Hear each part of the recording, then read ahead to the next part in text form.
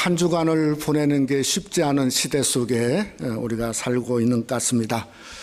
정말 지구가 대몸살을 앓고 있는 것으로 보여집니다.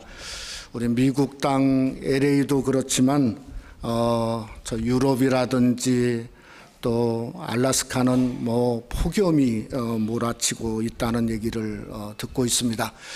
또 특별히 우리 인도라고 하는 나라를 이렇게 지상에서 보았더니 무려 섭씨로 50도가 지난 주간에 넘었다는 겁니다. 그러니 이 폭염으로 100명 이상, 정말 열악한 나라지 않습니까?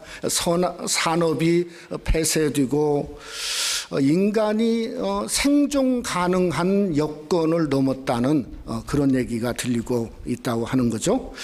또 인도의 이 북쪽 지역에 있는 강들은 수년째 기근으로 전부 다 말라버린 그런 모습을 보면서 참 인류의 앞길이 여러모로 걱정이 되는 상태에 있습니다. 오늘 이 성경에 보니까 다윗의 시대도 여리가 결코 아니었던 것 같습니다. 1절에 보면 다윗의 시대에 해를 거듭하여, 옛날 성경은 연부년 그랬죠. 연부년 3년 기근이 있었으므로, 그러니까 당시 이스라엘의 기근은 국가의 어떤 흥망성쇠, 어떤 존망이 걸려있는 엄청난 그런 일이었는데 그런 상황에 3년이 기근이 되었다 하는 겁니다. 근데 문제는 그 연부년 기근이 정말 오늘날 같이 무슨 온난화 현상에 의한 어떤 이 자연적인 그런 사건이 아니었고 다른 의미가 있었다는 거예요. 왜냐하면 다윗이 하나님 앞에 정말 기도를 많이 했던 것 같아요. 간구하니까 응답이 뭐라고 왔냐면 죄악의 문제였다는 응답을 다윗이 쉽게 되었다는 거죠. 우리가 참 이런 걸 생각해 보면 우리는 어떤 상황에도 기도할 수 있어야 된다. 정말 지진이 나든지 때로는 기근의 문제, 인생의 고통 문제가 있든지 간에 저와 여러분의 삶은 다윗처럼 하나님 앞에 기도하면서 나름대로 응답을 구해야 된다는 생각이 되어집니다. 만약에 혹시 내가 기도하지 않는데 그게 혹시 죄악을 하나님이 들춰내실까 봐 그러면 사실은 더 기도하고 이것처럼 심각한 문제가 어디 있습니까? 왜냐하면 하나님만 살아있는 게 아니라 죄도 살아있다는 거죠. 여러분 히브리서에 보면 죄는 무겁고 또 얽매이기 쉽다고 그랬어요. 그러니까 그냥 살아서 인생의 삶을 어느 성도의 삶이라 할지라도 얽매여 가지고 꼼짝 못하게 하는 거죠. 우리가 하나님 앞에 기도함으로써 그 죄악을 떨쳐내는 힘을 얻을 뿐만 아니라 예수 그리스도의 이름으로 죄악을 끊는 역사가 여러분 속에 함께 하시기를 주님의 이름으로 축원합니다. 오늘 이 범죄 내용을 보니까 다윗의 죄가 아니었고 뭐였죠? 사울왕의 죄였어요. 이 사울왕이 기브온이라고 하는 족속, 이방 족속을 학살을 했다고 하는 겁니다. 근데 우리가 성경에 보면 사울왕이 학살했다는 내용이 사실은 성경에 없어요. 근데 우리가 이 사건을 좀 유추해 보건대 오늘 이 사건이 어디에 이렇게 기록이 되어져 있냐면 이 사무엘하 20장에 보면은 세바라고 하는 사람의 반역 사건 이후에 바로 오늘 본문의 사건이 나와 있거든요. 여러분 세바 사건을 보면 상당히 20장이 긴데 내용이 뭔가 하면 사울 왕의 지파가 베냐민 지파였지 않습니까? 그 베냐민 지파의 세바가 그저 다윗이 다시금 요단에서 요단으로 돌아오는 와중에 이 세바가 나팔을 불었어요. 나팔을 불면서 뭐라고 했냐면 우리는 더 이상 다윗과는 함께 할 수 없다. 그랬더니요 세바만 베냐민 지파만 나선 게 아니고 성경에 그대로 말하면 온 이스라엘이 세바를 따랐어요. 그게 20장의 사건이에요. 그리고 오늘 21장에 이게 무슨 얘기냐면 다윗이 분명히 왕이고 수십 년 동안 왕을 했는데 그래도 사울의 세력이 이스라엘 중에 팽배해 있었다 하는 것을 말하고 있는 거예요. 근데 그렇게 대단한 이 기브온 지파의 대단한 이 그 베냐민 지파의 세력 가운데 기브온 사람들은 뭔가 노예였어요. 노예 족속이었단 말이에요. 근데 그 노예의 한을 그저 사울 왕의 7명의 그 사람들을 죽인다고 하는 것은 무엇을 말하냐면 다윗이 죽는 거나 마찬가지로 가장 어려움 속에 빠져들어갈 수밖에 없었다 하는 걸 성경이 우리에게 은유적으로 말하고 있는 거예요. 근데 오늘 본문에 보니까 그럼에도 불구하고 다윗은 어떻게 했죠? 기브온 족속을 택했어요. 하나님의 뜻을 따른 거죠. 여러분, 그러니까 다윗이 하나님의 마음에 합한 자가 되었다는 건 적당히 어떻게 해가지고 그냥 그 타이틀을 득템한 게 아니에요. 여러분, 다윗이 얼마나 힘들었는가 하는 것을 우리가 사무엘하 22장에 보면 22장 32절로 33절에 보면 이렇게 서번에게 번역했어요. 주님밖에 그 누가 하나님이며 우리 하나님밖에 그 누가 구원의 반석인가. 하나님께서 나의 견고한 요새시다. 그러니까 어떤 상황 어떤 환경에 있을지라도 하나님만이 반석이고 요새고 하나님 중심으로 했기 때문에 그런 와중에도 하나님의 마음에 합한 자가 될 수 있었다 하는 걸 성경이 우리에게 말씀하고 있다는 겁니다. 오늘 본문을 보면서 저도 깜짝 놀란 게 아니 오늘 본문이 무슨 사건인가 하면 맥추절의 사건이었다는 거예요. 오늘 맥추절이지 않습니까? 여러분 여기에 보면 9절에 보면 곡식 빼는 첫날 곧 보리배기 시작한 때, 그러니까 맥추절 초반 시작의 사건이 바로 오늘 이 본문의 사건이라는 거예요. 그러면서 맥추절이 끝났을 때 14절에 보니까 그 후에야 하나님이 그 땅에 기도를 들으시니라. 그러니까 맥추절의 응답이 뭔가 하면 맥추절은 성령 강림절이지 않습니까? 성령이 우리에게 쏟아 부어진 것처럼 하나님이 이스라엘 그 기근 중에 은혜의 단비 성령의 단비를 쏟아 부어줌으로 말미암아 맥추절이 아름다운 마무리를 짓게 되었다고 성경은 말씀하고 있다는 거죠. 그래서 오늘은 이 다윗의 맥추절 사건을 저와 여러분이 함께 상고하면서 정말 우리의 영혼의 메마른 심령 속에 부어주시는 하나님의 은혜의 단비가 다윗에게 부어지듯이 여러분에게도 부어지기를 주님의 이름으로 축원합니다. 성령 같은 그 놀라운 은혜의 소낙비 속에 다윗이 그 후에야 하나님의 은혜의 단비를 경험한 것처럼 우리의 메마른 심령 속에 성령이 부으시는 아름다운 역사가 맥추절 맞이해서 말씀을 상고하는 저와 여러분 우리 새생명 한인교회에 부어지는 귀한 시간이 되시기를 주님의 이름으로 축원합니다. 첫째로 다윗은 언약의 길을 택하게 되었습니다. 우리 지난 주간에 한국에서 일본이란 옆에 나라가 무역 제재를 시작한 이야기를 듣고 나름대로 참 분통이 터져 났습니다. 그 계기가 위안부나 강제징용에 관한 사건인데 사실은 이게 오랜 사건이지 않습니까? 근데 정말 한국에서 원하는 게 무슨 대단한 돈이 아니고 진정성이죠. 진정성. 정말 그 일본 제국시대에 수많은 사람들을 죽이고 징용하고 위안부 사건에 일본이 얼마나 진정성을 갖고 있냐, 이걸 원하지 않았습니까? 근데 순식간에 무슨 재판 결과에 따라 제재를 가하는 모습을 보면서 저는 그동안 진정성이 전부 가짜였구나 하는 것을 그들이 스스로 자인한 거라, 저는 제 나름대로 이런 느낌을 받았어요. 오늘 이 기브온 족속이 다윗 왕에게 이런 말을 합니다. 똑같은 말을 해요. 4절에 뭐라고 하냐면 사울과 우리 문제는 은금에 있지 아니하오며 이렇게 말해요. 그러니까 돈에 있지 않다는 거예요. 사람을 죽이는 문제도 우리에게 있지 아니하니다. 그러니까 돈 문제가 아니라는 거예요. 그럼 율법의 문제인가? 실제로 보면 율법의 문제도 아니에요. 왜냐하면 여러분 부지 중에 사람을 죽였으면 율법은 뭐가 있냐면 속건제가 있습니다.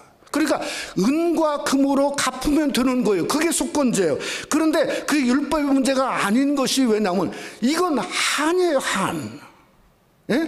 사울이 그들에게 엄청난 그냥 잔멸하려고 하는 학살을 자행하게 되었다는 거죠.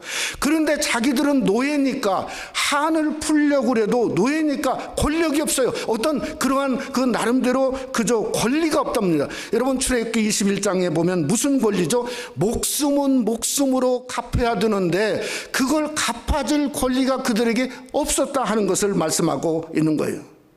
여러분 사울 왕이 왜 그렇게 연약한 기브온 족속을 5절 말씀에 보면 학살하고 모해했다고 그랬어요? 왜 그랬을까? 저는 3절에 성경이 이렇게 암시를 주고 있습니다. 사울 왕이요 이스라엘과 유다 족속에 열심히 있었다는 거예요. 그러니까 국수주의자죠. 자기들만 원하는, 마치 히틀러가 게르만족이 최고로 생각하고 유대인들을 죽이는 똑같은 상황에 열심히 사울 왕에 있었다는 거예요. 그러니까 학살한 이유를 성경적으로 좀 찾아보면 이렇게 유추해 볼 수 있습니다. 하나님이요 여호수아에게 이런 말을 했습니다. 가나안 정복에 뭐라고 했냐면 가나안 사람은 진멸하라고 그랬어요. 그런데 엉뚱하게 거기서 남겨져 있는 기브온 족속을 여러분 사울이 말씀을 핑계 삼아서 죽인 거, 학살한 겁니다. 그게요. 그러니까 500년 전의 사건을 지금 들고 나온 거예요. 사울 때. 모해란 말은 무슨 말인가? 여러분 기브온 족속이 그들이 살아나려고 여호수아 9장에 보면 이렇게 했습니다. 누더기 옷을 입고 그저 뭔가 썩은 빵을 들고 와가지고 화친을 하죠. 우리는 가나안 사람이 아니다. 그래가지고 여호수아가 그냥 덜컥 화친을 하지 않습니까? 그래갖고 살아났어요. 그게 모해입니다. 그러니까 사울도 똑같이 거짓으로 모해해서 기브온 족속을 죽이려고 그러고 몰아내게 했다고 하는 것을 성경이 말씀하고 있는 거예요. 그러니까 하나님이 그 죄를 드러낸 겁니다. 그것을 하나님이 하라고 말씀하고 있는 겁니다. 여러분 성경에 보면 하나님은 어떻게 하셨냐면 여호수아에게 기브온 족속이 그저 그들이 거짓으로 화친한 그러한 일 사건을 통해서 이런 일이 있지 않습니까? 기브온 족속이 화친하니까 가나안 땅에 있는 5 왕들이 뿔따구가 났어요. 그래가지고 우리가 기브온 족속을 멸하리라. 그래가지고 싸우려고 하는 대싸움이 벌어졌습니다. 여러분 이스라엘 같으면 거짓으로 화친했으니까 어부지리를 취하죠. 자기들끼리 싸우다가 죽게 되면, 아니면 지쳤을 때 이스라엘 민족이 덮쳐서 다 죽이면 되는 겁니다. 그런데 성경에 보면 그러지 않았다는 거죠. 여호수아 10장에 보면 길갈에서부터 이스라엘 군대가 밤새도록 싸우는 진영에 갔어요. 왜냐하면 기브온 족속을 도와주려고. 그리고 하나님 앞에 기도했습니다. 무슨 기도를 했죠? 태양을 향해서 멈춰달라고 기도했어요. 달을 향해서 멈춰달라고 하나님 앞에 기도한 얘기가 나옵니다. 그래서 여호수아 10장 13절에 보면 하나님이 이렇게 하셨어요. 태양이 머물고 달이 멈추기까지 백성이 그 대적의 원수를 갚기까지 하였다고 성경은 말씀하고 있다는 거예요. 그러니까 인간의 실수라도 하나님 이름으로 언약하면 그 화친 언약을 하나님이 인정하시고 그들을 보호하신 겁니다. 그런데 사울은 500년이 지난 것을 들고 나와서 그것 가지고 그들을 학살했다고 성경은 말씀하고 있다는 거죠. 여러분 다윗은 무엇을 택했냐? 다윗은 그 하나님의 언약을 택한 것을 오늘 사무엘하 21장에 우리에게 말씀하고 있죠. 기브온 때문에 그렇다. 그러니 기브온 노예들을 만났습니다. 그들의 한이 무엇인가를 들었습니다. 그리고 오늘 3절을 의역하니까 왕이 노예에게 이렇게 말합니다. 의역하면 뭐라고 하냐면 내가 잘못했다는 거예요. 사울이 잘못했는데 내가 잘못했다는 거예요. 내가 어떻게 하야 너에게 속죄를 받을 수 있겠느냐?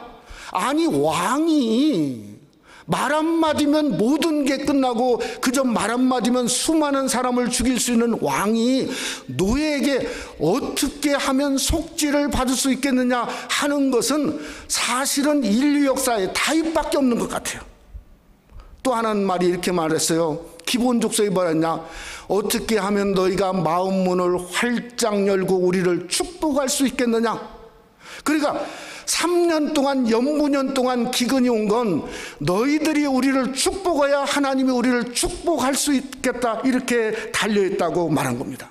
저는 이것을 묵상하다가 우리 성도가 막혀 있을 때 여는 방법이 이거라고 생각합니다. 여러분, 인생에 막혀 있는 사람들이 있잖아요. 막힌 문제가 있잖아요. 어떻게 하면 막혀 있나? 하나님의 뜻을 따르는 거죠. 힘들어도 그저 내가 정말 그 사람 막힌 문제 속에 무언가 열려고 다윗처럼 노력하는 일이 바로 그것이 뭔가 인생의 문제를 여는 축복이 여러분 속에도 그대로 임하시기를 주님의 이름으로 축원합니다.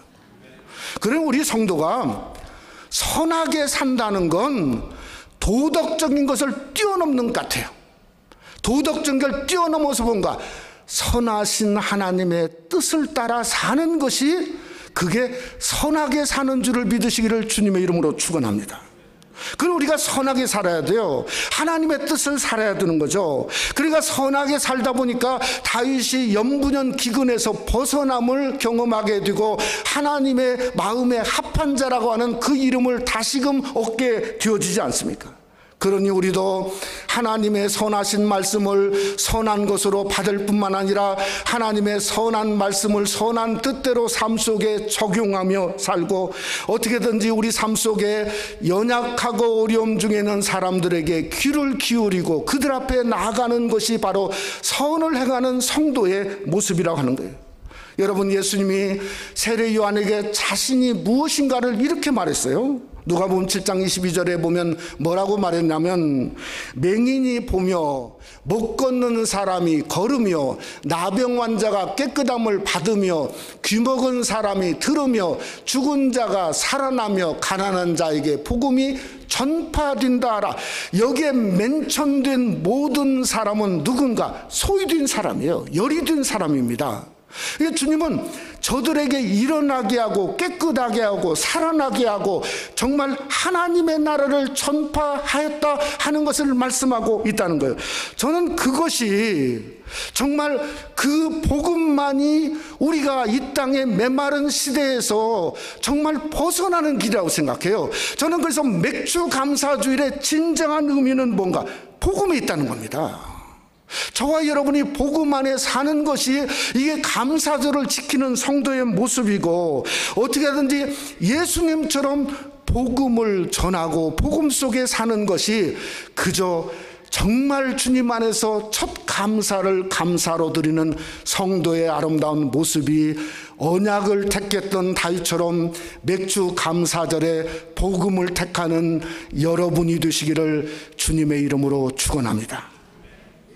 두 번째로 다윗은 위로의 길을 기뻐했습니다.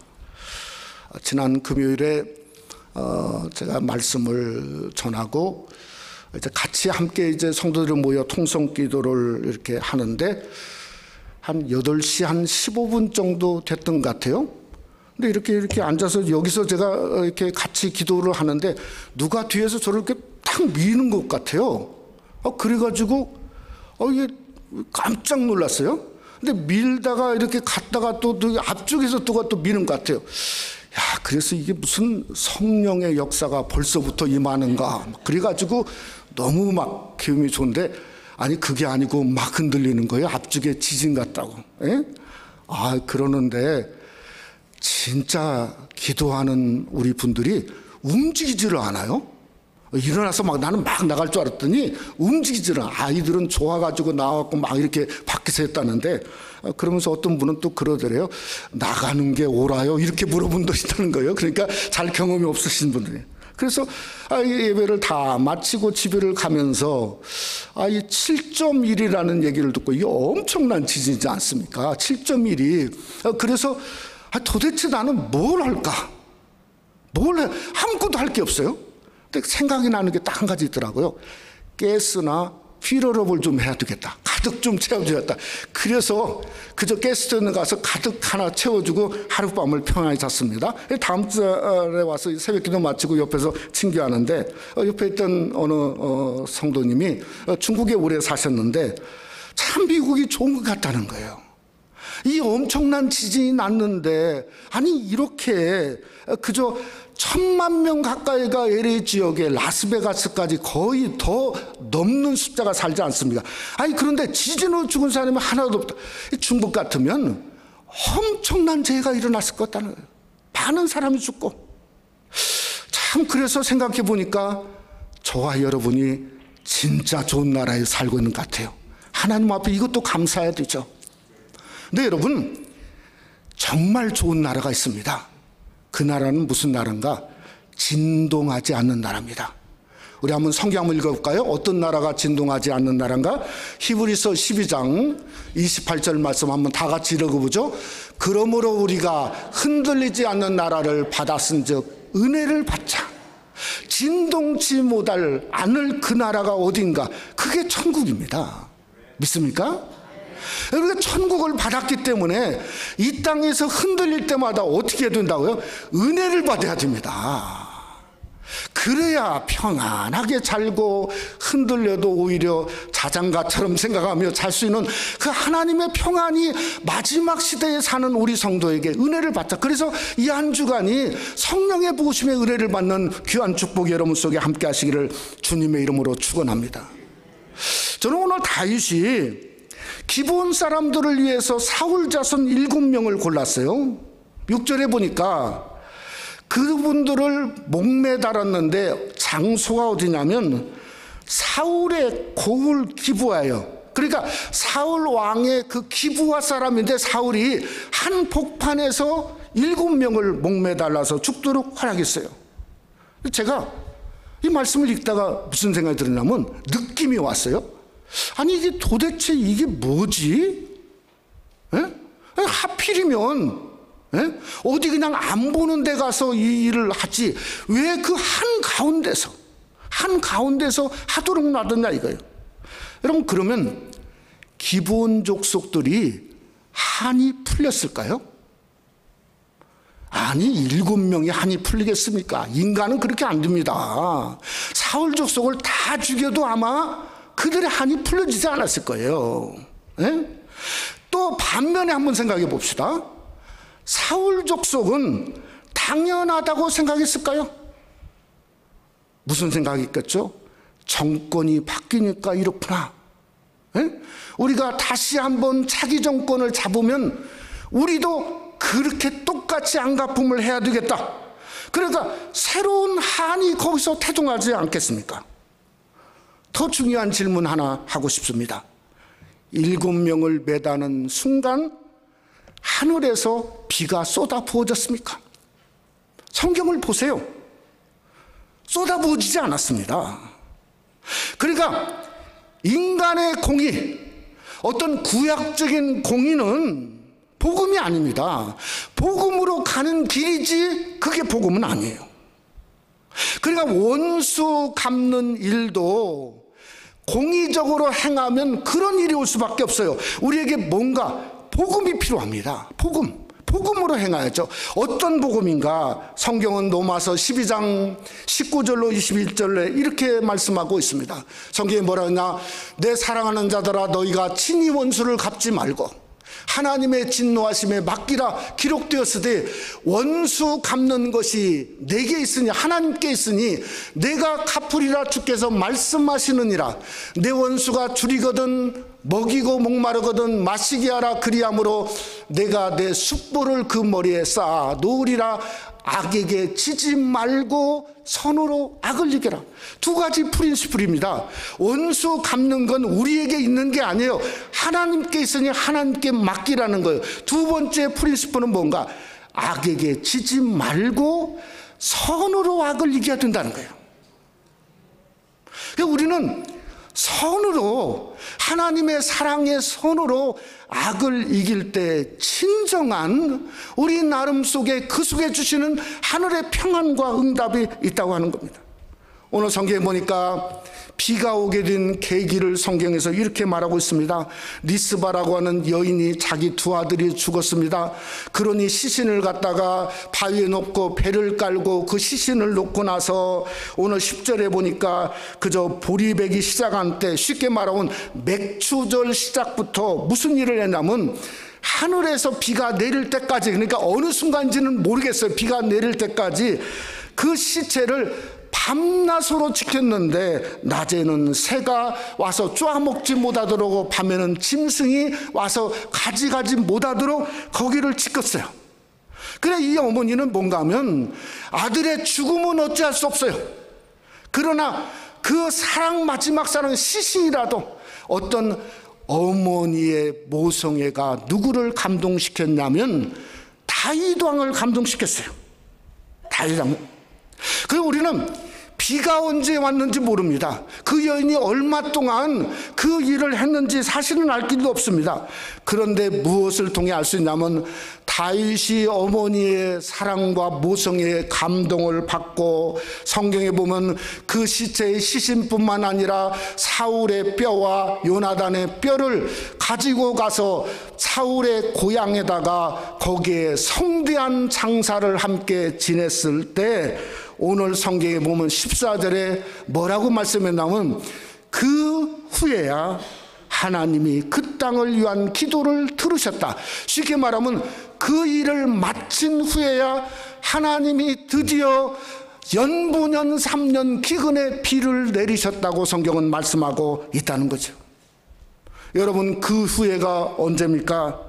슬픔 중에 있는 여인이 왕으로부터 위로를 받았을 때입니다.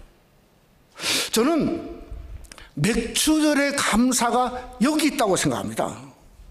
오늘날 우리가 보리 농사 짓는 사람 누가 있어요? 예? 더군다나 미국 와서 누가 보리 농사를 짓습니다. 아니, 맥추절의 의미가 점점 없을 수밖에 없어요. 근데 이 맥추절의 진정한 의미는 뭔가 하면 정말 중요한 의미가 있습니다. 그건 뭔가 하면 성령을 통해서 우리에게 하나님의 위로가 부어진다는 거예요. 하나님의 위로. 그러니까 맥추절 오순절은 뭔가 하면 하늘에 한량없는 그 놀라운 기름 부음을 통해서 하늘의 위로가 저와 여러분에게 부어진, 바로 그것이 맥추절의 의미라고 하는 겁니다. 여러분, 이사야 61장 1절 말씀의 공동번역은 이렇게 성경은 말씀하고 있습니다. 뭐라고 말씀했냐? 주 야훼 여호와의 영을 내려주시면 여호와께서 나에게 기름을 부어주시고 나를 보내시며 이르셨다. 억눌린 자들에게 복음을 전하여라. 찢긴 마음을 싸매주고 포로들에게 해방을 알려라. 옥에 갇힌 자에게 자유를 선포하여라 말씀하고 있다는 거죠. 그러니까 우리가 정말 이 맥추절은 뭔가 하나님의 위로, 우리의 찢겨진 상처 속에 성령의 기름 부으셔서 싸매어줄 뿐만 아니라 우리의 어두운 심령에게 어두움을 몰아내고 승리의 역사가 일어나는 것이, 그게 뭔가 진정한 성령 강림주일 맥추절의 영적인 의미가 여러분 속에도 함께 하시기를 주님의 이름으로 축원합니다.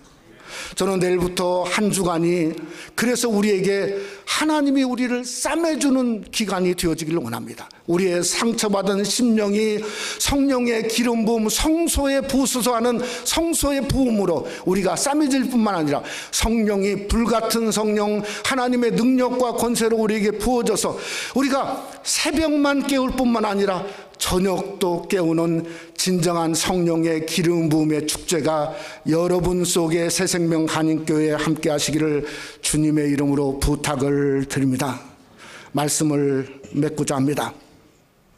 한동대를 세웠던 김용길 총장님을 여러분이 많이, 그분 책도 또 오래전에 미국에 와서 집필을 참 많이 하셔서 저는 그분 집필 때마다 가서 은혜를 참 많이 받았는데, 지난 주일에 하나님의 나라로 별세하셨어요.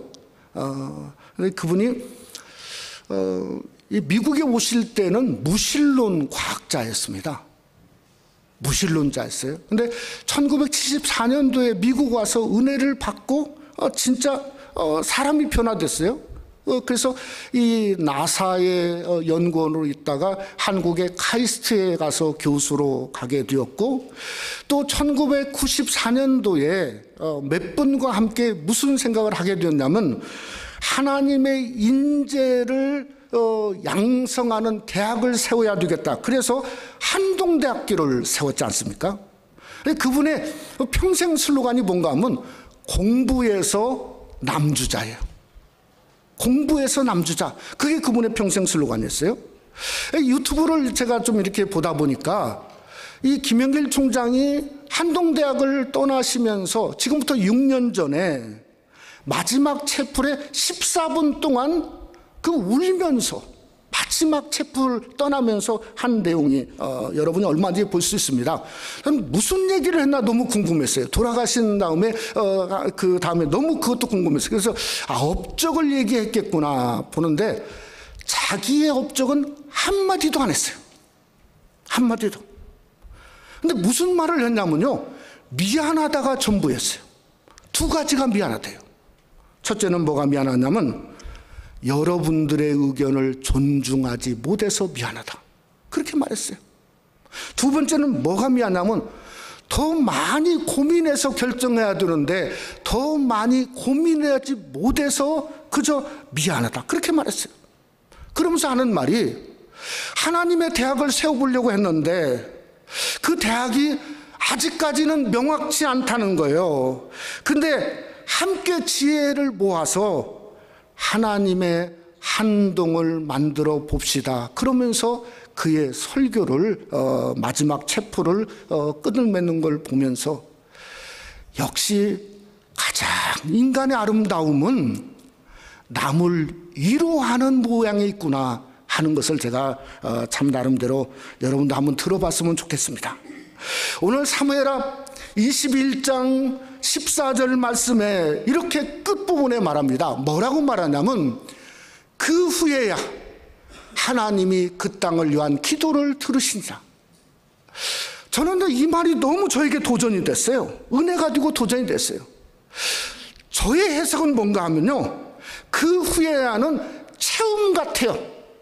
이게 필요할 게 하나님이 우리에게 뭔가 채우기를 원하는데 그게 다 채워져야, 다윗이 하나님 앞에서 언약을 택하고 순종을 채우고 한 여인을 위로하기 위해서 그 여인뿐만 아니라 7사람의 뼈, 그 다음에 사울과 요나단의 뼈를 쳐서 장사를 지난 위로를 채우난 후에야 하나님이 그 땅을 위한 기도를 들으시고 비가 오게 하셨다는 거예요.